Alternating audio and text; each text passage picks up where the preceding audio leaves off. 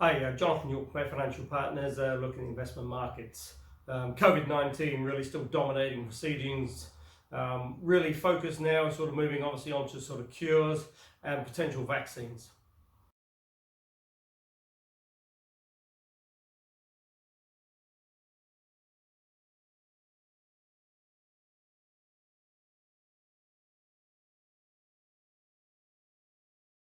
Certainly the US is still bearing the brunt of it, approaching now 100,000 deaths, over 1.6 million cases.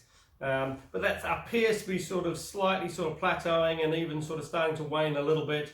Certainly the increase on a sort of day by day in terms of cases seems to be falling a little bit. And that has obviously prompted the administration and some of the governors to potentially start opening up the economy.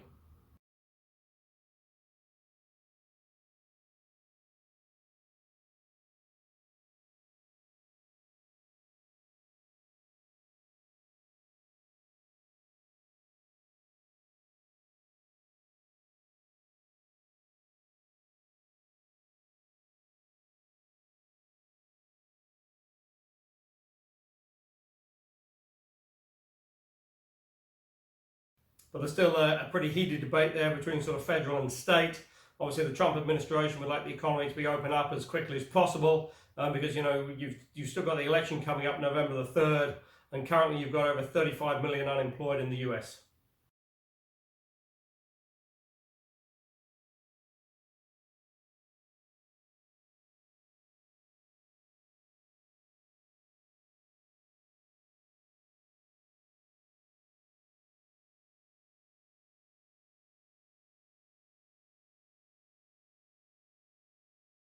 Now, as always with the Trump administration, nothing's very easy. It appears that some of his sort of senior officials, certainly on the medical side, still adopting a little bit of a sort of cautious approach. But the president really wants the economy up and really sort of up and running as quickly as possible.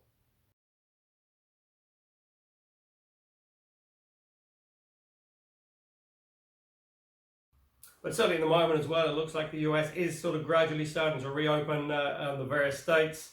It's just going to be interesting to see how that sort of plays through in the next sort of couple of weeks in terms, obviously, of the number of cases.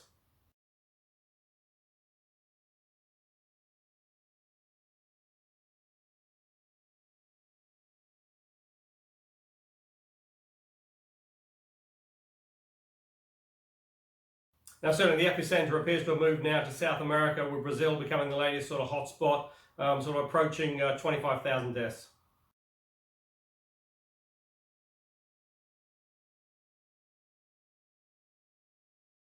So on the back of sort of potential vaccines now, and a little bit of good news coming forward on those sort of initial sort of tests, the market has taken heart from that, and the Dow currently trading just above 25,000.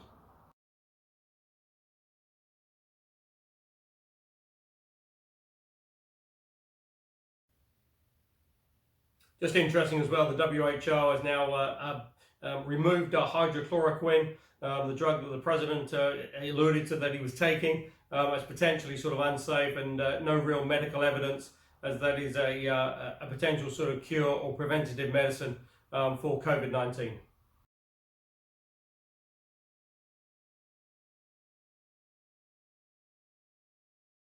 They're still talking in the US about a potential sort of second sort of stimulus package in terms of a sort of helicopter money and payments being made, and just be interesting to see how that sort of plays through.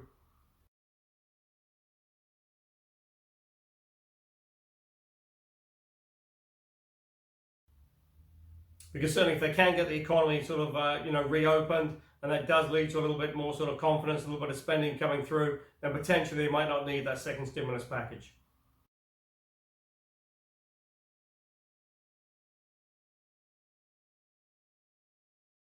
Also as well, a little bit of relaxation in the UK as well, and again gradually the economy sort of gradually starting to get back and up and running.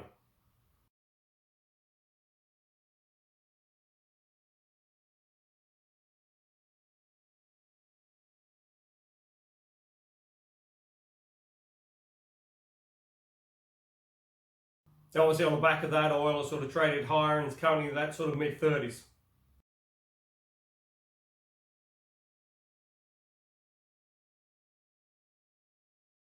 A little bit closer to home, some interesting analysis on the Australian economy with the various packages that are put through now to try and help people who've potentially sort of lost jobs or are suffering a little bit from COVID-19. Potentially, you could see a little bit of an increased spending potential in the second and third quarter as those care packages go through.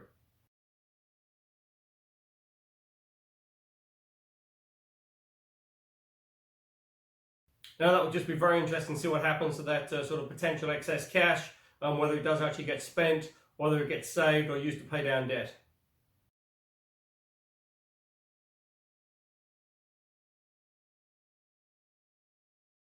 Obviously, the government would like it to be spent to reinvigorate the economy.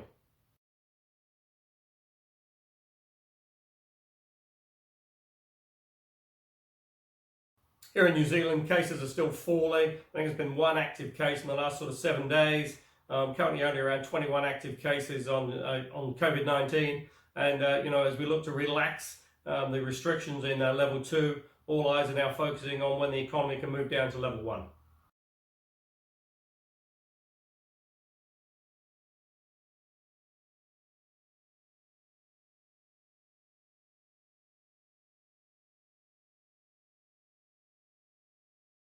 Now, certainly while there has been a little bit of increased economic activity, there's still plenty of job losses out there, especially in the tourism and hotel sectors.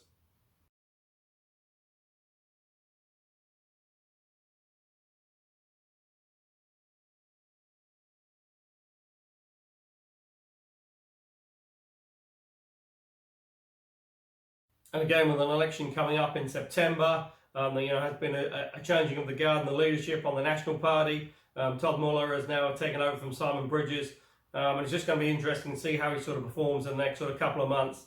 I don't think many political analysts really expect him to come through and win the election. Certainly, Jacinda Ardern, has done a very good job on the sort of COVID health response, and now it's just a question of getting the economy up and running.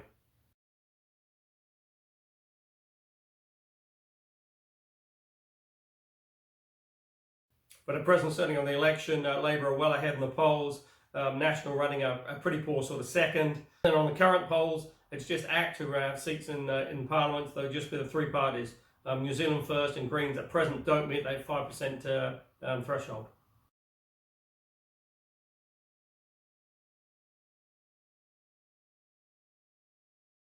So it'll be pretty interesting to see what happens between now and the election in September.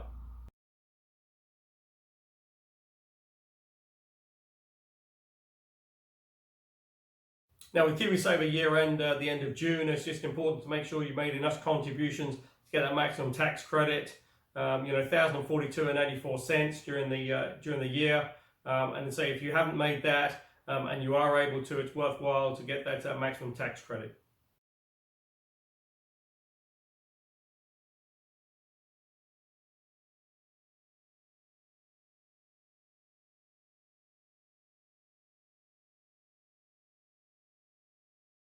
Also as well, if you're interested in discussing what income options are available out there, with obviously the low interest rate environment, call us on 0800 867 323 or go to the website www.bayfinancialpartners.co.nz for lots of interesting articles, and we look forward to speaking to you soon.